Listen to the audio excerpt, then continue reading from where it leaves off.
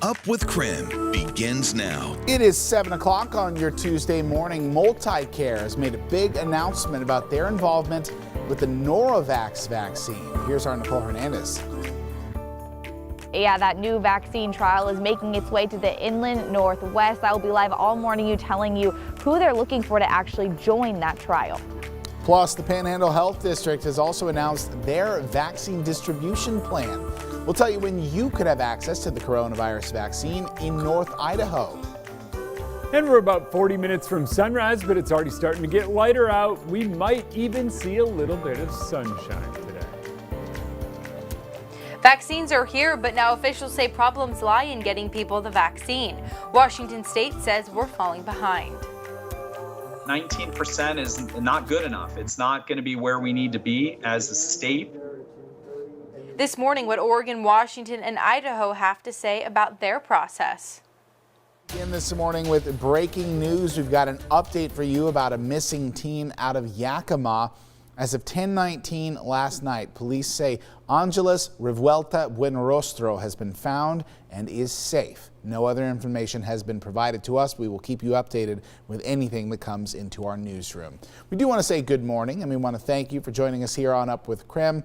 We know that a flood advisory is in effect on the Palouse until later this morning. Streams and rivers in Pullman and Moscow are expected to rise sharply due to yesterday's rain and mountain snowmelt. Those living near any riverbank should be cautious that water levels will be higher than normal. Heavy floods have happened in that area in the past. Now on your screen is footage of flooding from another drastic rainstorm from September 2019. Businesses along Grand Avenue were flooded from the South Fork Paradise Creek.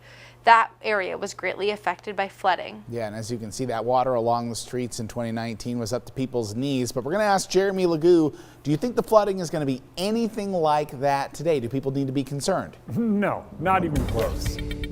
Not even close. I think what you'll see today there out of that flood advisory are some rivers and streams that rise a bit. I've been taking a look at some of those river levels, all of them still well below flood stage. Locally, you could see some swelling in some of those drainage ditches, maybe a little bit of what we call ponding on roadways, which is where you just have a little bit of snow that blocks the drain and it kind of can't get in there. So I think it is nowhere near what you've seen in the past, but it's still in effect for another hour and 45 minutes here. Another thing that lasts for about another 45 minutes, our night. Sun is getting ready to come up. We're already starting to get a little lighter. You can see the clouds on the top of your screen, and well, it's not clouds everywhere. Wenatchee, Moses Lake, seeing some clear skies because you're on the lee side of the Cascades. You're in the rain shadow of those mountains, and that helps give you a little more break from those clouds, a little more of a break. Temperatures, though, above freezing, and that's going to be the case through much of the day and tomorrow as well. So even as we have an incoming storm, yeah, that's right, another one, we might just maybe catch a break from the snow. Here's how it plays out. Today, it's a mix of clouds and sun that takes us through the first half of the day. Clouds build later on today. Then overnight tonight, we'll see our next round of moisture move in. Could see a little bit of moisture come down as snow, that snow kind of pulling the cold down from up above, but it doesn't last long. Eventually the warmth from the moisture wins over and it turns over to rain. That's before we'll be talking 24 hours from now. So if any snow falls, it's overnight and it isn't much. It's less than an inch in Spokane or Coeur d'Alene, then it quickly transitions over to rain. And even with that snow level at about 2,000 feet, could be a little bit of snow on South Hill and absolutely none in downtown. So we're going to keep a close eye on that one for you. Temperatures in the mid-30s this morning, climbing up to near 40 degrees this afternoon. And you'll catch a couple of peaks of sun, but enjoy it while you can because clouds build back in later on. Small little dog walking window there, I guess. There you go. Take advantage. I will. This week, inland Northwest residents can sign up to participate in a new vaccine trial. Our Nicole Hernandez joins us now from the MultiCare Rockwood Clinic in Cheney, where that trial is taking place. Hey, Nicole. Yeah, Joshua, so MultiCare Rockwood here in Cheney is right behind me, and they're actually asking for 300 people in our area to sign up for this new vaccine trial. I want to give you a look here at what we know about this trial first off. So you're seeing on your screen here first, we know, of course, the name. It's called Novavax. This is phase 3 of the clinical trial for this vaccine, and it's already shown it can help a person's immunity to COVID-19. Multicare is one of 100 hospitals in the country that's doing this new trial now. They say 2/3 of the people in the trial will get the vaccine, and the other third will get a placebo. A doctor will then monitor everyone in the trial for 24 hours, making sure there's no bad reactions. They're looking for a range of people to join the trial, including people over 65, people with health conditions, and people of color. Multicare is doing a town hall on January 12th at 5:30 p.m., and people will be able to get more info and ask questions. Now, if you are more interested in more info right now, or you're interested in what that town hall will look like and when you can see that and find it, you can text the word trial to 509-448-2000. You'll get a text with all of that information. Live in Cheney, I'm Nicole Hernandez. Well, this morning we want to know if you would participate in the trial. Let us know by voting in our Twitter poll right now. Let's take a look at those results. We see 47% are saying sign me up, 52% are saying no thanks, so a little bit leading there, but almost split right down the middle. You could also send us your comments. Text us 509-448-2000 and we'll put them up here on Up with KREM. We have a variety of responses. Some people are saying that I would participate, sign me up, I'm all for the vaccine. Others are saying not sure, no way. Others saying I'm in. So we're getting a variety of feelings and opinions on if you would participate in the trial. Of course, Nicole had all that information, and if you want more, text the word trial to 509-448-2000. Joshua? Well, tomorrow the Panhandle Health District will host vaccination clinics for frontline healthcare workers. These clinics are part of Idaho's 1A timeframe, and they're an effort to help vaccinate dentists, dental hygienists, dental assistants, and other frontline healthcare workers who have had direct contact with COVID-19 patients. The clinics will be in Hayden, Sandpoint, and Kellogg, and if your dental office has not heard from the Panhandle Health District, you can send an email to the link that's at the bottom of your screen right now. Over 150 Spokane Valley first responders were vaccinated against COVID-19 yesterday.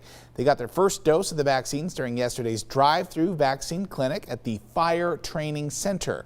Over the course of the next 10 days, officials on site do expect 3,000 EMS personnel to get vaccinated. Right now, only people in phase 1A category are receiving that vaccine in Washington. That includes high-risk first responders. All right, let's take a look at what's trending right now on online. State and local and federal leaders are worried that vaccines are not being distributed fast enough. President-elect Joe Biden brought this up last week. But as I long feared and warned, the effort to distribute and administer the vaccine is not progressing as it should. And the pace of the vaccination program is moving now, if it continues to move as it is now. It's going to take years, not months, to vaccinate the American people. Well, that was President-elect Joe Biden just last week. Now state officials in Washington and Oregon are saying the same thing.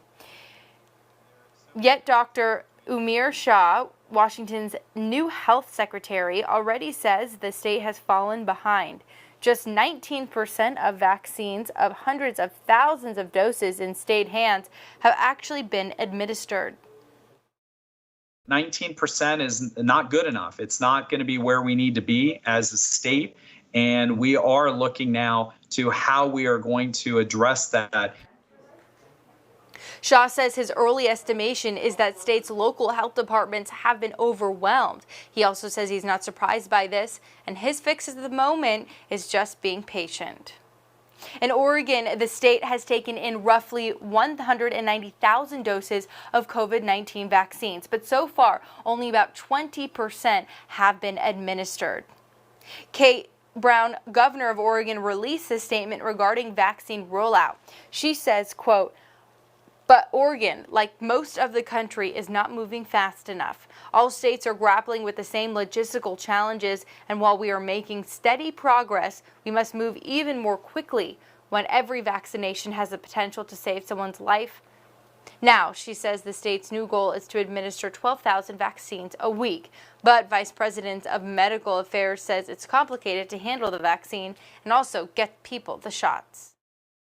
It's really a complex thing to distribute this particular vaccine, unlike the flu vaccine. So from every step of the process, from receiving it and putting it in storage to thawing it, distributing it to our sites to deliver, it's been a challenge. We have to adhere to physical distancing requirements, which we don't typically for a flu vaccine. So it doesn't really lend itself to people lining up in a line outside of a clinic. Some of these complications are also popping up in Idaho with their state's rollout program. Today, Idaho's Department of Health and Welfare is giving an update on their coronavirus vaccine distribution plans. The Panhandle region is expected to give out 4,400 doses to clinics this week. The state is then expected to distribute the vaccine in 4 phases between now and May. Since December 14th, they have distributed about 18,000 doses of the coronavirus vaccine. That meeting will take place at 2:30 with Governor Brad Little. And if you have any questions about the vaccine and you want our vaccine team to look into it, text us 509-448-2000 and we'll do the hard work to bring you those facts. In the meantime, for the latest COVID-19 vaccination information, text the word vaccine to that same number. Now, Georgia voters will decide who controls the Senate today. President Trump and President-elect Joe Biden campaigned in the state yesterday, both vying for the control of the Senate.